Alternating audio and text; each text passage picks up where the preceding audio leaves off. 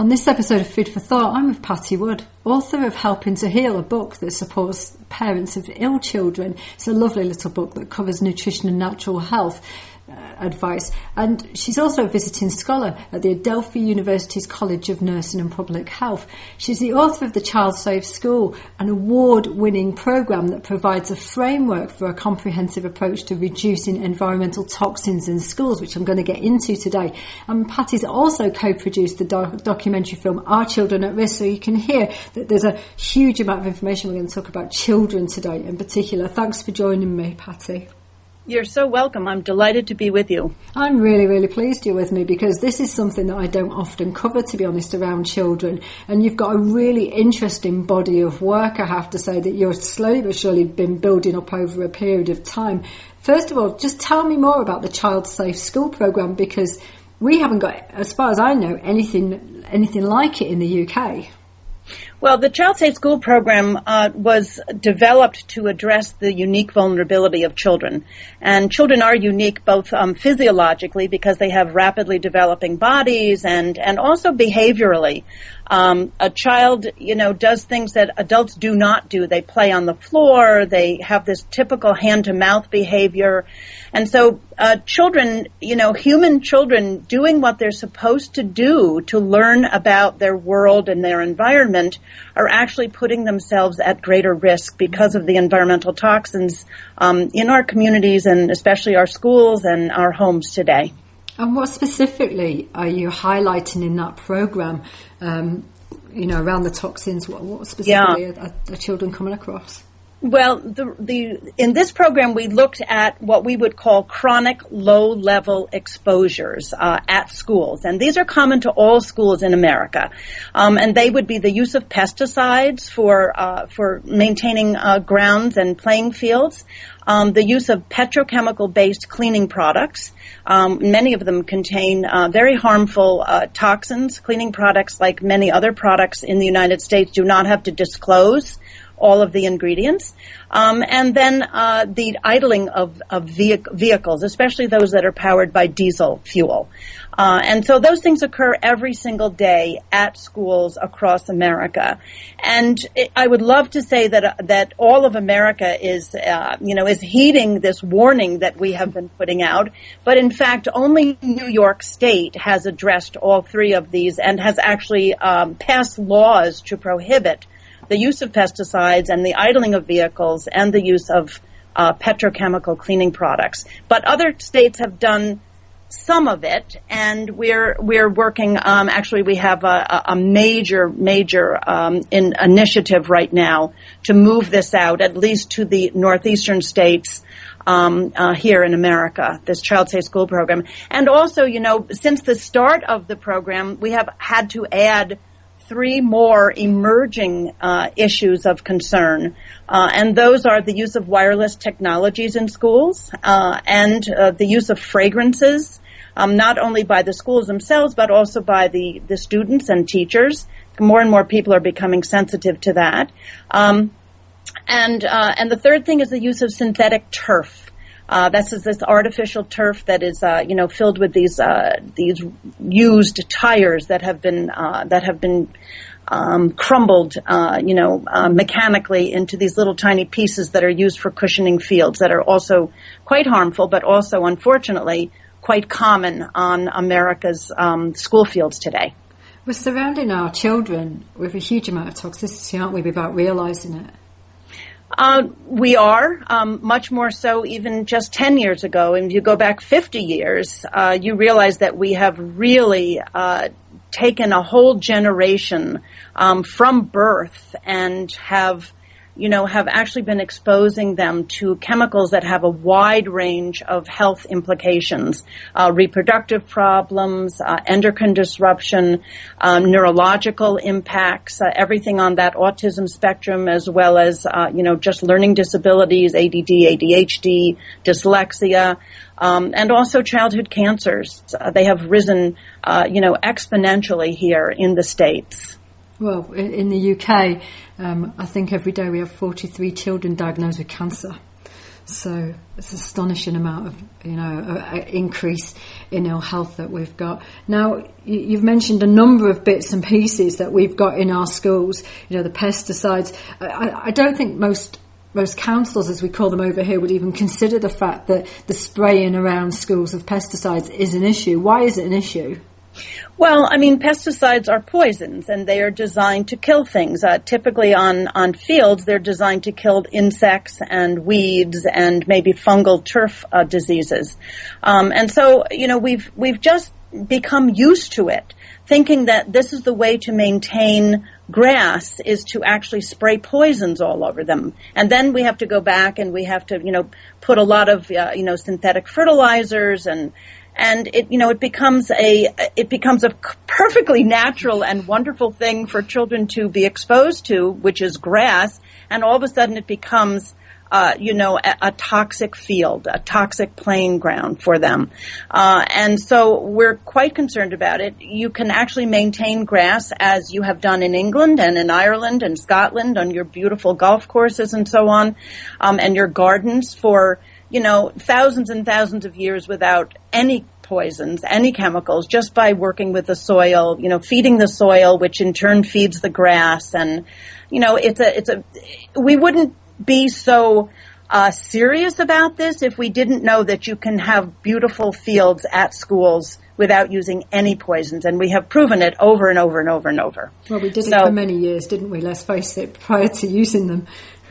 Yeah, I always, if we're talking about, like personal care products, we say, okay, so you go into your bathroom every morning, you get into your shower or your bathtub area, and you've got, this array of products. Mm-hmm. You've got facial wash and shampoo and conditioner and body scrub, and it goes on and on and on. What happened to soap? Just pure, beautiful soap that could do a job, do the same job. But, we have been bitten by the commercial bug, which basically says that we need to have all these things in our lives to make them better. And in fact, we do not. And in fact, they are harming us. Absolutely. Yeah, and you talk about the amount of, petrochemicals, and of course, not only are they in the cleaning products in the school, but often, as you're just saying, before they've even left the house, the children are highly likely to have covered themselves in it due to their shower products and other toiletries that they're using. Absolutely. Hundreds of chemicals are already on their skin, have been breathed into their lungs, and absorbed into their bloodstream. It's amazing. It is amazing, to be honest. And one of the things you're talking about is fragrances there, and I'm astonished by how much people spray on themselves in regards to fragrances. But not only are they spraying it on themselves now, they actually have them in their environment. So we have these air fresheners that are constantly pumping out. I went to a school gym not so long ago to do a talk, and they had them in the actual gym area, which astonished me. So even in those areas where they're likely to be breathing them in far, far more because they're doing sports, they were trying to get rid of the stale smell of sweat via these fragrances that were going into the air. Yeah, we've forgotten that in order to make things smell good, they need to be clean.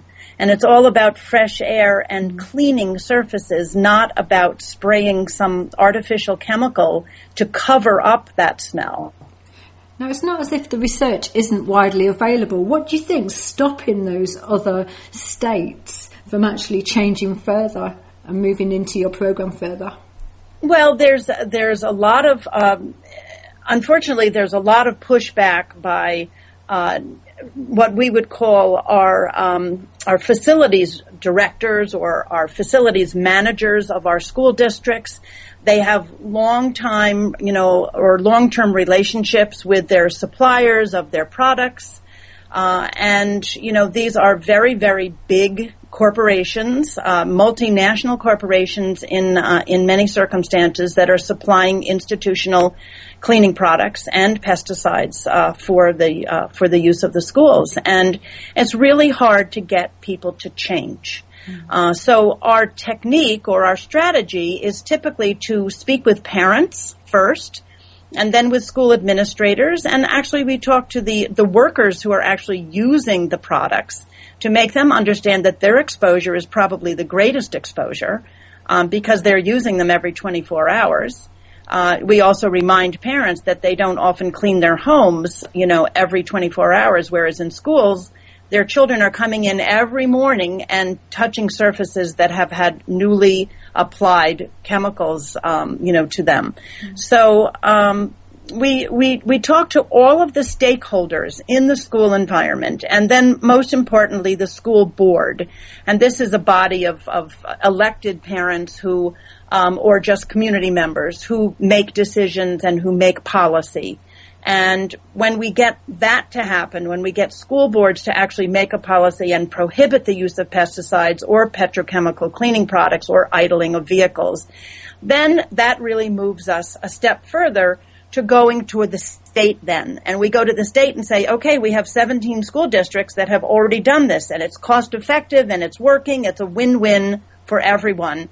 And that's how we were able to get these laws passed in New York State. So we are attempting to do the same thing in other states. And what we've done, instead of us, being present at every one of these meetings, we have made these short documentaries and training films so that they can be used by other advocates in other states, so we don't have to be flying all over the country.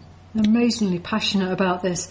You're also running a project called the Baby Safe Project, which is about the use of wireless technology. Now, that obviously doesn't just affect babies, does it? It's a much, much wider picture, because we know that they're putting wireless technology throughout schools and other locations with children. Do you want to talk a little bit more about that to me? Yeah, well, this is one of our emerging issues at schools, but it is also an emerging issue for every part of the population or every demographic. When we talk about children's vulnerability, the developing fetus is the most exquisitely vulnerable. So we really wanted to have a separate project where we could actually get to pregnant women through prenatal health professionals and OBGYNs, midwifery organizations, and so on, so that women would be educated about, not putting their wireless laptops on their bellies to use as a shelf, not putting their cell phones in their pockets, which would be directly against their bellies. And we're just, we just have good science now, especially a recent study that was done at Yale University here in the States, a very, very well recognized institution. And we had shown that children who are born to mothers who are exposed just to cell phone radiation during pregnancy, those offspring actually exhibited signs of neurobehavioral problems, which would typically look like ADD or ADHD in the human baby. So these were mouse studies that were conducted at Yale, but they were very, very definitive that the exposed mice, the offspring, were very, very different from the unexposed or the control group that was also part of the study. It's become insidious in many respects, wireless technology. When I start to talk to people about it and about removing it, because I've got equipment that can pick up the influence it's having on the body, I come up against a lot of not unwillingness to change, and I think it's because people cannot see it, therefore they do not understand what is actually happening to themselves. But as you say, it's actually quite serious in regards to if it's changing neurobehavior.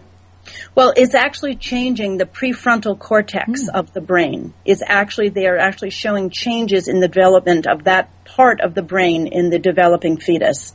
So we're actually seeing that. And then in adults and in children, we are actually seeing a higher increase of gliomas, which are brain tumors, and acoustic neuromas, also a brain tumor, part of the acoustic nerve, and also parotid gland tumors, which are all, being found on the side of the head that people hold their phones to. The World Health Organization came out several years ago and said that it was a 2B carcinogen, a possible carcinogen. But in fact, the United States, our National Institutes of Health National Toxicology Program just finished last week and came out with the results of their study, their $25 million study, showing that they definitively cause brain tumors, cell phones that are held directly against the head. And so now they're scrambling as to how to make this information available to the public and in what way to do that, because now we have a public who's addicted to their cell phones. We have people, like you say, very, very importantly, that you can't see it. So it can't be harmful if you can't even see it. And then there are a lot of people who are in denial. They're going to use those cell phones. They love that convenience. They just love everything about it. And of course, the manufacturers make it more and more attractive all the time by coming out with sexier models and, you can do more things. And kids are particularly vulnerable to this type of advertising. It is astonishing, isn't it? It's astonishing. I know that I've seen more tumours and, as you say, the parotid gland. I've seen this happening more and more, and it's most obviously because of the phone being held to the side of the actual face there in adults. And the addictive behaviour it creates as well is quite worrying for myself. But that's obviously a completely different show, to be honest. But once people have got these phones, and children, it's very hard to wean them off them. It's very, very hard. In fact, there are places, around the world, especially in China, where they have actually clinics where they are trying to help kids who are addicted. They basically look at it as an addictive problem, addictive behavior, and it's very, very difficult to wean people off those phones. If you look, in the instruction manual, you will actually see that the cell phone manufacturers are beginning to put warnings on about not holding it directly against the head. I mean, they're preparing themselves, because I think that there will be a major, major class action suit at some point. And I think not in the not too distant future. Well, we're looking at the same thing as the tobacco industry, aren't we, effectively? Absolutely. In fact, they're using the same PR firms as the tobacco industry did. I didn't realise that. That should tell you everything, audience. That is crazy. Now, you've written the book, which is how I heard about you, Helping to Heal, which is about supporting parents of ill children. Just tell me about how that came about, because it's obviously, you're building up a body of work here, and this is obviously to support parents when the child's become ill. Well, okay, so we have already established in the work that we've done that children are uniquely vulnerable because of their developing physiology, and because pound for pound they take in more air, water, food, more toxins that are in the environment than an adult does. But a sick child is really, really vulnerable. And a parent of a child who is ill will be more likely to make positive changes. And we want parents to feel like they're part of, the healing process, that they are partners in this whole this whole episode in their children's lives. The way that this book came about is one of our board members of our nonprofit actually moved to a new home in a very nice neighborhood here in the New York suburbs, and she moved in, with neighbors on both sides of her who had children with cancer. And she was so shocked, and she thought, how big a problem is this? Mm-hmm. Well, in fact, in the United States, we've seen a 1% increase every year for the past 25 years. So a 25% increase in childhood cancers over the past 25 years. And that number continues to grow and shows no sign of abating. And it's not just the typical cancers that we would see in children, as of 20, 30, 40 years ago, which would be leukemia and possibly brain tumors or central nervous system tumors. But we're seeing everything that you would see in an adult, you are now seeing in a child, in the form of cancer, different types of blood cancers and soft tissue sarcomas, and kidney cancer, liver cancer, bone cancer, just everything. And it's just terribly, terribly sad. I mean, this used to be a chronic illness of older people, and to see a child born with cancer today, we have to really stop and say, what is going on here? And, it may not have even been something that the mother was exposed to during her pregnancy. It could very well have been something that both either the male or female was exposed to just during their teenage years, during their reproductive years, or when reproductive organs were developing, or even earlier on. So there's a lot to learn here, and so we decided that these parents, especially the neighbors of this board member, needed something to hold on to, something very, very positive that they could do, that they could contribute. Because, when you have a child diagnosed with a very serious illness, you kind of give your child, into the hands of oncologists and radiation, specialists and so on. And you really feel that you're losing control. And so here are two things that only parents can do, which is to provide really, really excellent nutrient-based nutrition, and to avoid these types of toxic exposures in and around their home and community as far as possible. And it's a time when a child is already vulnerable. Their immune system is very depressed because of the treatments. And so you really want to make your home as safe as possible and to give that child the food that they need, to support that immune system, which is so weak, and to just make it easier for them to tolerate the treatments, make the side effects, less of a problem for them, and to perhaps even make a recurrence of that cancer less likely in the future. It's a beautiful guide, I have to say. And what it really highlighted to me was how things had really changed from when I was brought up as a child, which is nearly 50 years ago, I hate to say.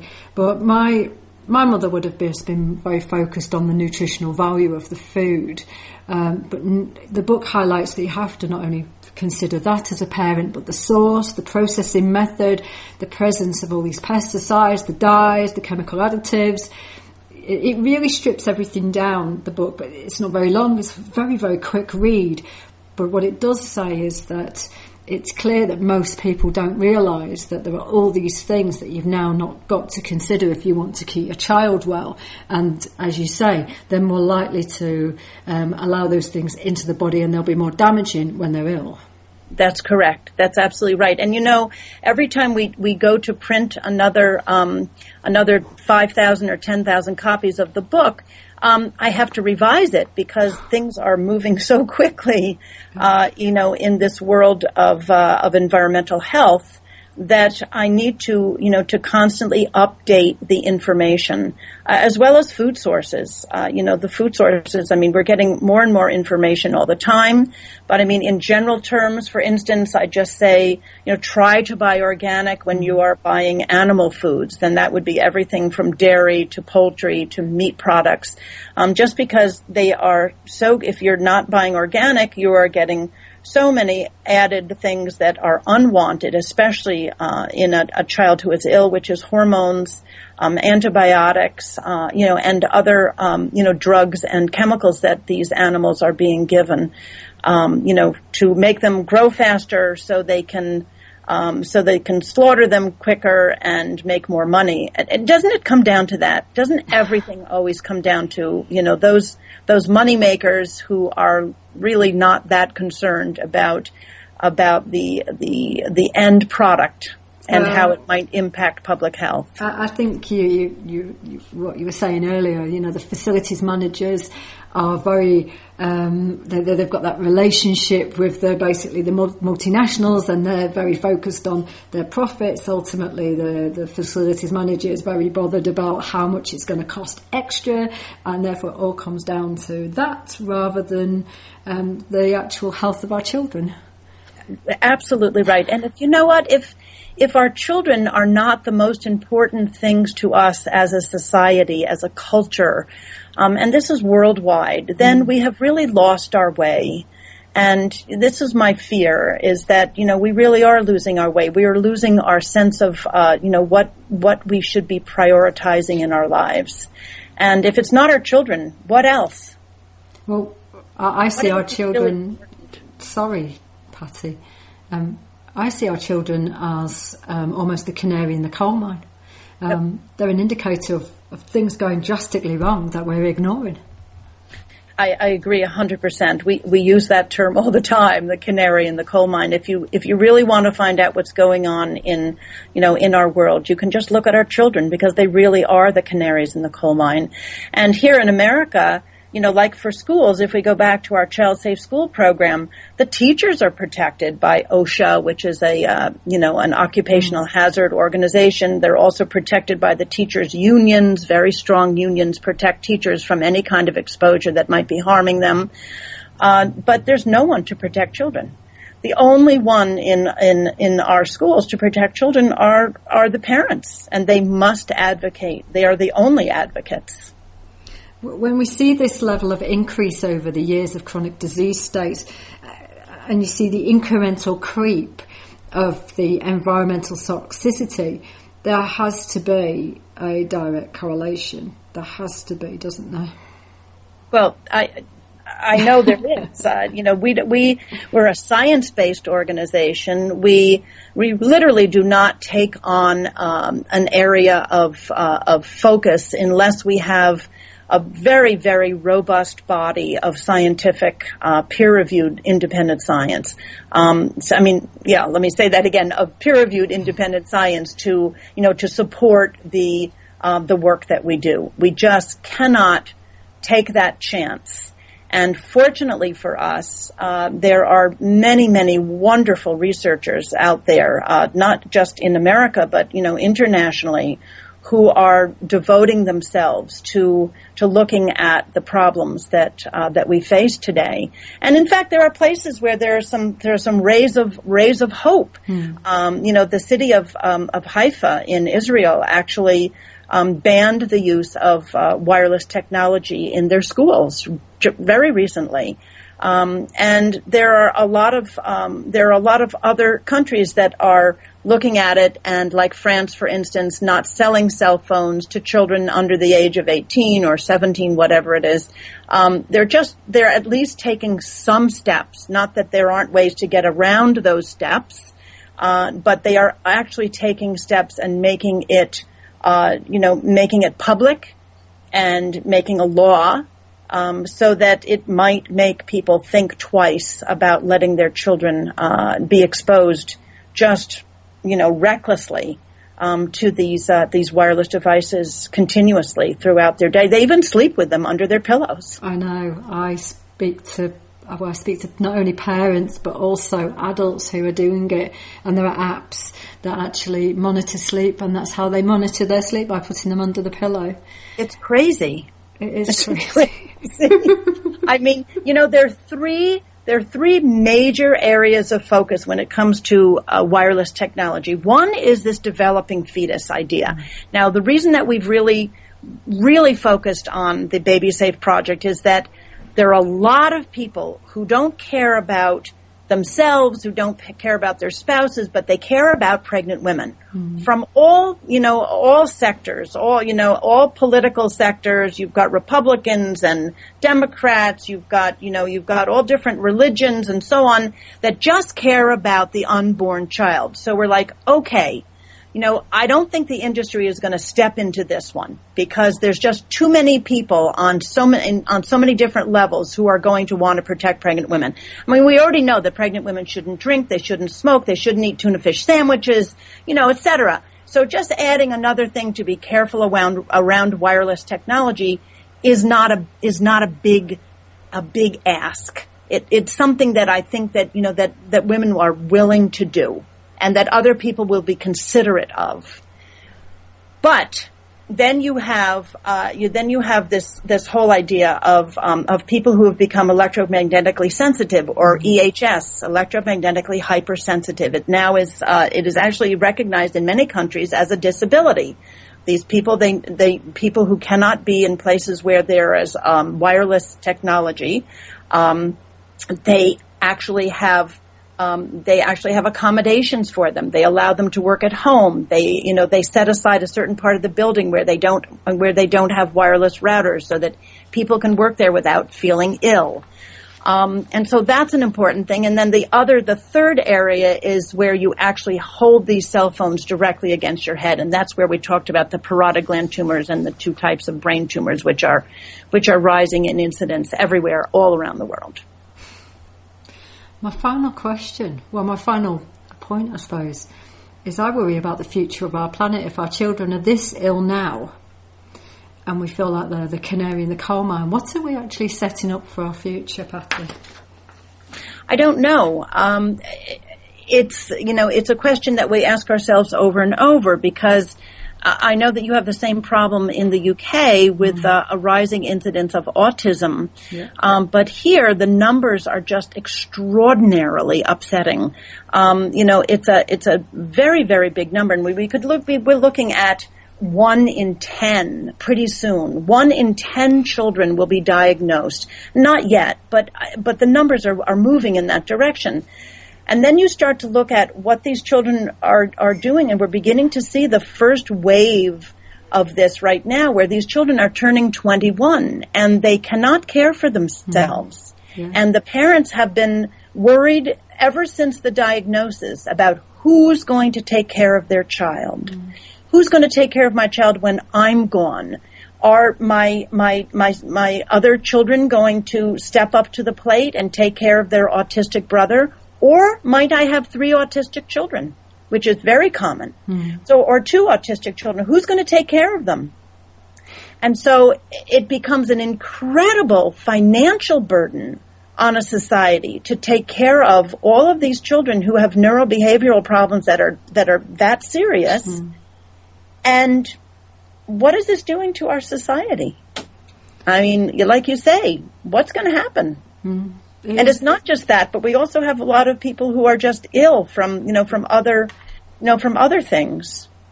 It's a ticking time bomb for the future, really. Yeah. And I moved to Northern Ireland a couple of years ago. I've never seen so much Asperger's and mental health.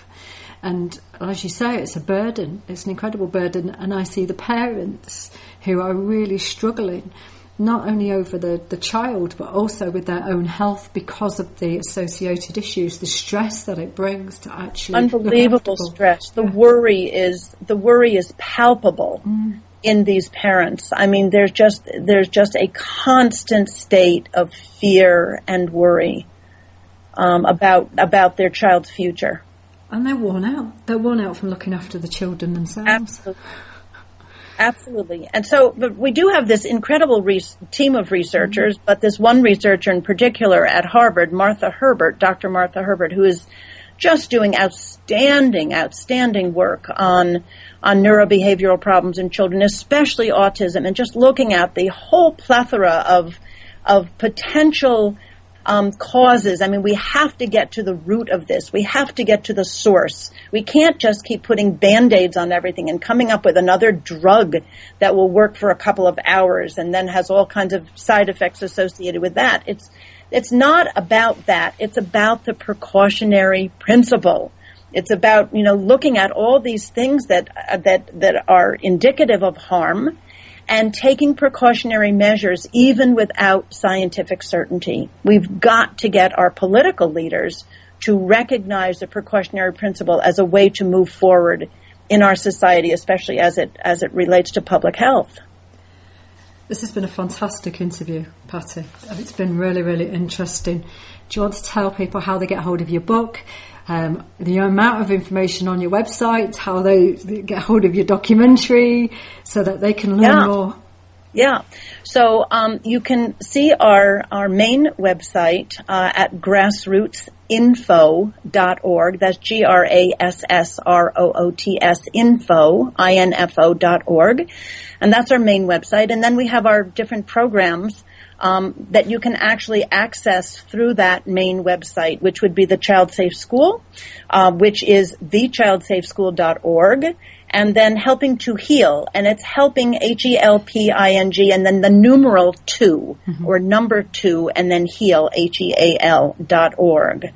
And we have, many other websites too. We have one for looking at climate change in a different way, looking at climate change as a inextricably, combined effort with environmental health and sustainability, as well as global warming, and that's called How Green Is My Town. It's an effort to make local economies and local municipalities actually take action that way and not wait for our federal governments or our countries to actually make some effort on that huge issue, which we haven't even touched on. I know. It's just so big, this topic, I'll be absolutely honest. Do you have any affiliations that are running the programs in the UK or in Ireland? I don't, and I would love to. Most of my family, I have lots of Irish in my family, Irish and English and a little bit of Dutch. So we would love to come. We've been to Ireland. We've been to England a few times, but we would love to work with organizations over there. I know that we were very active in the anti-fracking community here. We were actually able to help get New York State to ban fracking in our state, which is huge because the potential for the Marcellus Shale, which is a very, very rich shale for natural gas, we were able to just say, no, you can't do that here. So we were active with some of the groups in the UK who were anti-fracking activists at the time. So anytime, anybody would like to reach out, we would love to work with you on any issue. We produce a lot of documentaries, a lot of interviews, a lot of materials that can be used by anyone. We'll just put your name on it, send you a file, and off you go. Fantastic. Okay. Well, if that's not an encouragement for people to get involved, never will be one. Right. Patti, thank you so much for joining us. I just wanted to quickly say that Helping to Heal is free. We make this available for free to parents through recognized institutions. That would be pediatric oncology hospitals and other support groups and so on. We are funded to continue to print them and ship them. So if there is an interested hospital in the UK who would like to make these books available to the parents of their pediatric oncology patients, we would be very happy to make them available to you. Perfect. That's absolutely lovely of you. Patti, thank you so much for joining us today. Thanks so much, Debbie. Have a wonderful week.